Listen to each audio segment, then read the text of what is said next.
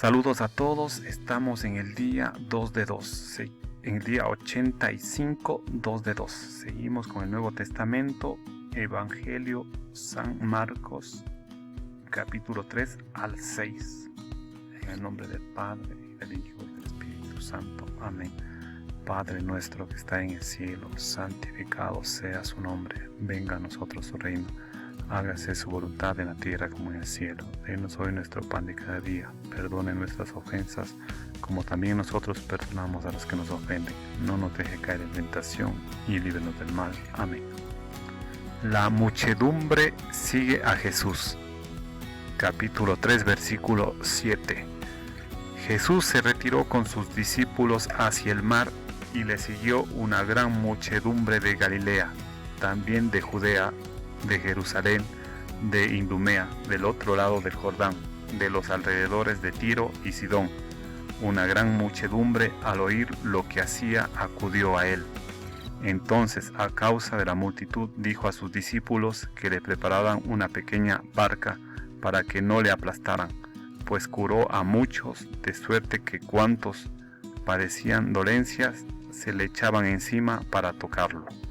Y los espíritus inmundos al verlo se arrojaban a sus pies y gritaban: «Tú eres el Hijo de Dios».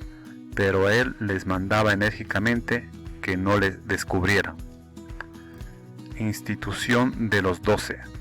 Subió al monte y llamó a los que él quiso y vinieron junto a él.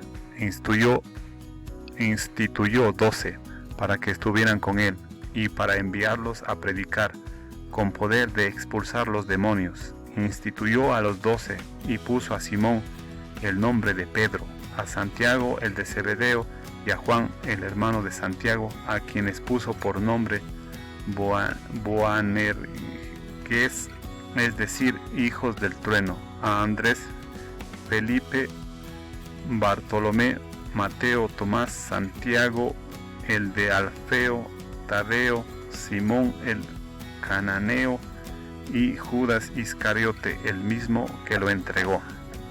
Sus parientes le buscan. Vuelve a la casa, se aglomera otra vez la muchedumbre de modo que no podía comer. Se enteraron sus parientes y fueron a hacerse cargo de él, pues decían: está fuera de sí. Calumnias de los escribas. Los escribas que habían bajado de Jerusalén decían: está poseído por Belzebul, y por el príncipe de los demonios expulsa a los demonios. Él, llamándolos junto a sí, les decía en parábolas: ¿cómo puede Satanás expulsar a Satanás? Si un reino está dividido contra sí mismo, ese reino no puede subsistir. Si una casa está dividida contra sí mismo, esa casa no podrá subsistir. Y si Satanás se ha alzado contra sí mismo y está dividido, no puede subsistir, pues ha llegado su fin. Pero nadie puede entrar en la casa del fuerte y saquear sus pertenencias, si no ata primero al fuerte, entonces podrá saquear su casa. Yo les aseguro que si perdonara todo a los hijos de los hombres, los pecados y las blasfemias, por muchas que éstas sean, pero el que blasfeme contra el Espíritu Santo no tendrá perdón nunca. Antes bien, será reo de pecado eterno. Es que decían: está poseído por un espíritu inmundo. El verdadero parentesco de Jesús. Llegan su madre y sus hermanos y quedándose fuera le envían a llamar. Estaba mucha gente sentada a su alrededor. Le decían: oye, tu madre y tus hermanos y tus hermanas están afuera y te buscan. Él les responde: ¿quién es mi madre y mis hermanos? Y mirando en torno a los que estaban sentados en corro a su alrededor, dice: estos son mi madre y mis hermanos. Quien cumpla la voluntad de Dios, ese es mi hermano, mi hermana y mi madre. Parábola del sembrador, capítulo 4. Y otra vez se puso a enseñar a orillas del mar, y se reunió tanta gente junto a él que hubo de subir a una barca, y ya en el mar se sentó. Toda la gente estaba en la tierra a orilla del mar. Les enseñaba muchas cosas por medio de parábolas. les decía en su instrucción: escuchen, una vez salió un sembrador a sembrar, y sucedió que al sembrar una parte cayó a lo largo del camino, vinieron las aves y se la comieron. Otra parte cayó en terreno pedregoso, donde no tenía mucha tierra, y brotó enseguida, por no tener hondadura de tierra, pero cuando salió el sol se agostó, y por no tener raíz se secó. Otra cayó entre espinos, crecieron los espinos y la ahogaron, y no dio fruto. Otras partes cayeron en tierra buena, y creciendo y desarrollándose, dieron fruto. Unos produjeron 30, otros 70, otros 100. Y decía: quien tenga oídos para oír, que oiga. ¿Por qué habla Jesús en parábolas? Cuando quedó a solas, los que le seguían a una con los 12 le preguntaban sobre las parábolas. Él les dijo: a ustedes se les ha dado el misterio del reino de Dios, pero a los que están fuera todo se les presenta en parábolas, para que, por mucho que miren, no vean, por mucho que oigan, no entiendan, no sea que se conviertan y se les perdone. Explicación de la parábola del sembrador. Y les dice: ¿no entienden esta parábola? ¿Cómo entonces comprenderán todas las parábolas? El sembrador siembra la palabra. Los que están a lo largo del camino donde se siembra la palabra son aquellos que en cuanto la oyen, viene Satanás y se lleva la palabra sembrada en ellas.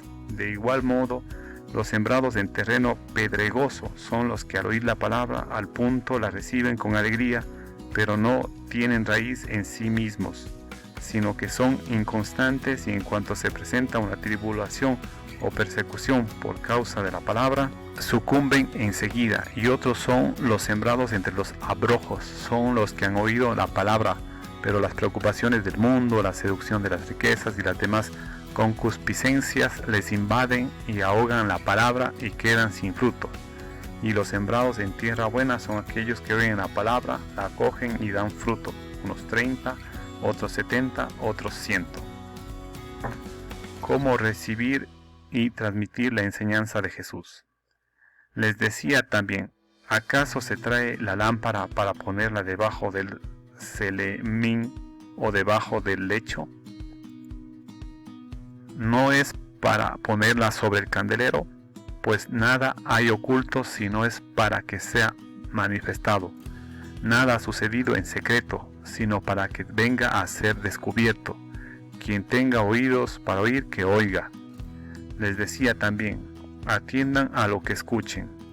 Con la medida con que midan, se les medirá, y aún con creces.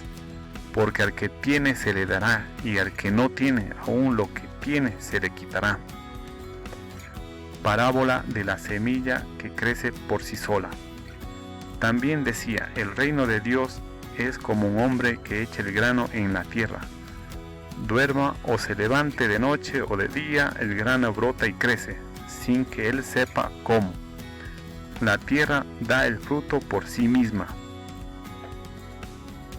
Primero hierba, luego espiga, después trigo, abundante en la espiga. Y cuando el fruto lo admite, enseguida se le mete la hoz, porque ha llegado la siega.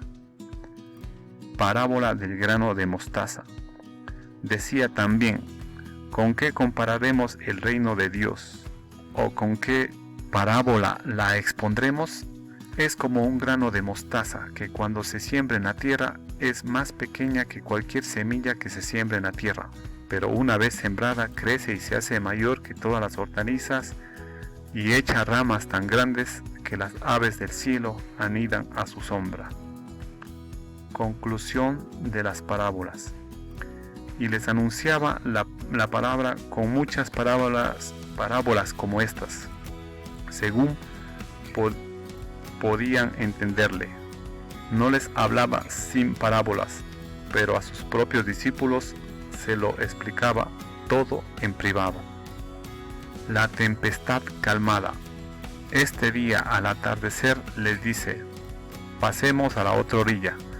Despidan a la gente y le lleven en la barca como estaba, e iban otras barcas con él. En esto se levantó una fuerte borrasca y las olas irrumpían en la barca, de suerte que ya se anegaba la barca. Él estaba en popa, durmiendo sobre un cabezal. Le despiertan y le dicen: Maestro, ¿no te importa que perezcamos?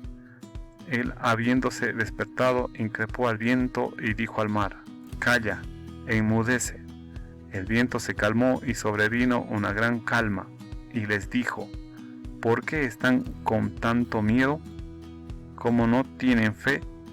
Ellos se llenaron de gran temor y se decían unos a otros: Pues ¿quién es este que hasta el viento y el mar le obedecen? El endemoniado de Gerasa. Capítulo 5. Y llegaron al otro lado del mar, a la región de los Gerasenos.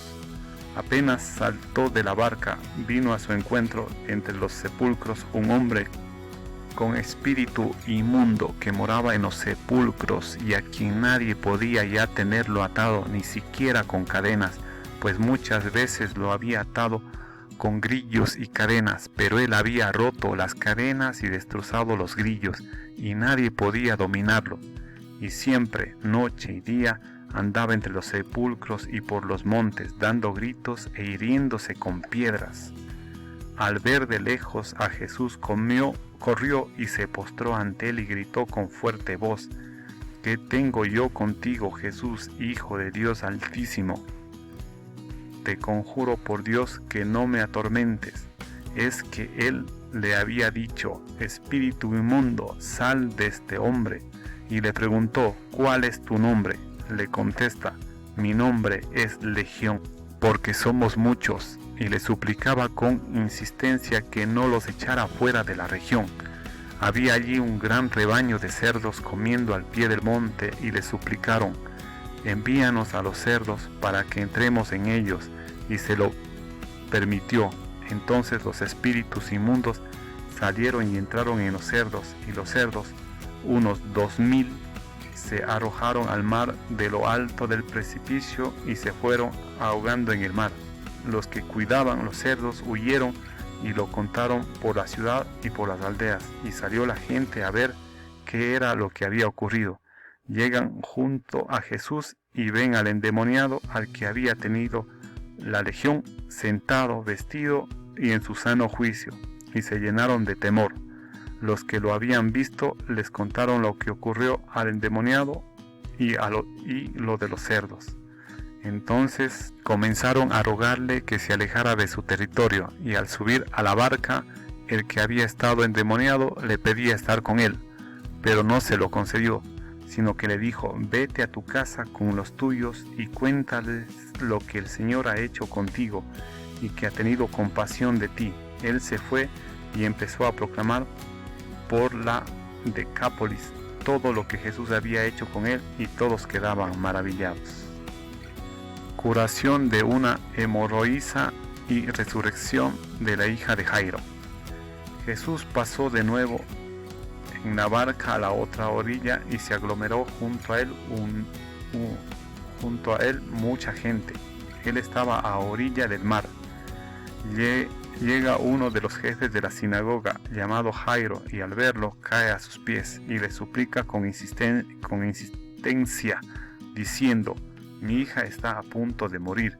Ven, pon tus manos sobre ella para que se salve y viva. Y se fue con él. Le seguía un gran gentío que le oprimía. Entonces una mujer que padecía de flujo de sangre desde hace 12 años y que había sufrido mucho con muchos médicos y había gastado todos sus bienes sin provecho alguno, antes bien había empeorado, habiendo oído lo que se decía de Jesús, se acercó por detrás entre la gente y tocó su manto, pues decía: Si logro tocar, aunque solo sea sus vestidos, me salvaré. Inmediatamente se le secó la fuente de sangre y sintió en su cuerpo que quedaba sana del mal.